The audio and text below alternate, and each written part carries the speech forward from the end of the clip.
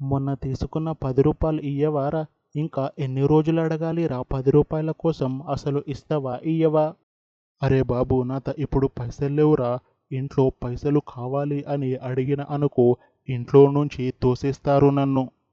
మరి అంత శాతగానోడివి నా దగ్గర ఎందుకురా 10 రూపాయలు తీసుకున్నావు? నాకదంతా తెలవదు. నా 10 రూపాయలు నాకు ఇవ్వు, లేదంటే మంచిగా ఉండదు చెప్తున్నా. అరే ఇప్పుడు పైసలు లేవురా, తర్వాత ఇస్తా, కాస్త ఆగు. నాకదంతా తెలవదురా, ఇస్తావా ఇయ్యవా? ఎక్కువ కథలు పడకు చెప్తున్నా. నా లడ్డులో 10 రూపాయలు, అసలు నాకెప్పుడిచ్చావురా 10 రూపాయలు?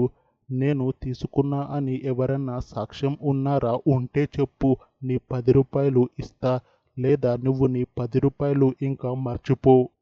అరే అట్లా అనకురా బాబు, నీకు దండం పెడతా.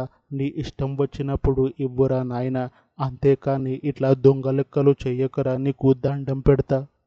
అది అట్లా అడుగు, ఇస్తా, అంతేకాని ఎక్కువ రుబాబ్ చేసినవనుకో అస్సలు ఇయ్య, ముందే చెప్తున్నా.